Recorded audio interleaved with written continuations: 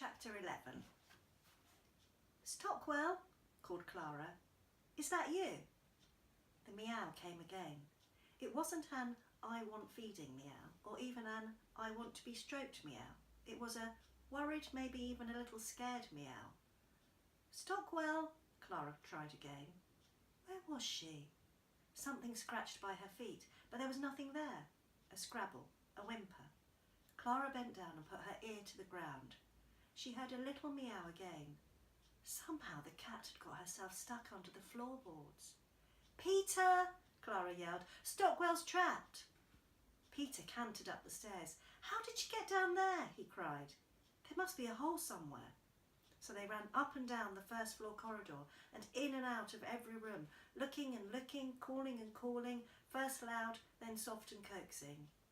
If they could only find the hole, they could persuade Stockwell to climb back out. If she got down there, she'll be able to get back up, Clara tried to reassure Peter. But Peter looked stricken, his face pale, his freckles standing out in tiny specks of shock.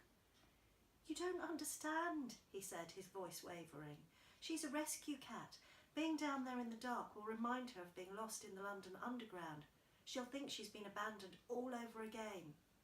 Stockwell! Stockwell! They heard another meow. It was coming from Clara's bedroom.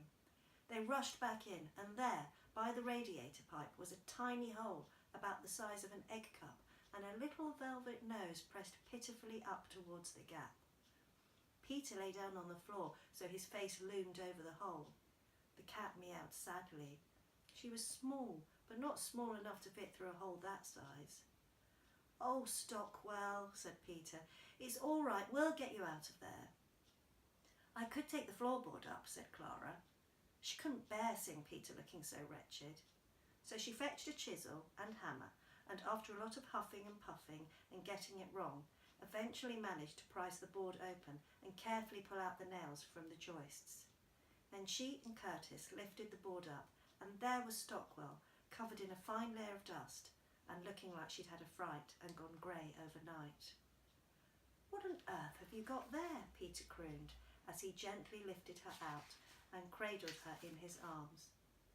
Clamped between her teeth was a bedraggled length of ribbon attached to a crumple of dirty pink satin. Gently, Peter extricated the crumple and smoothed it out. A ballet shoe, he said, his eyes alight. You never told me you did ballet, Clara. I don't, said Clara.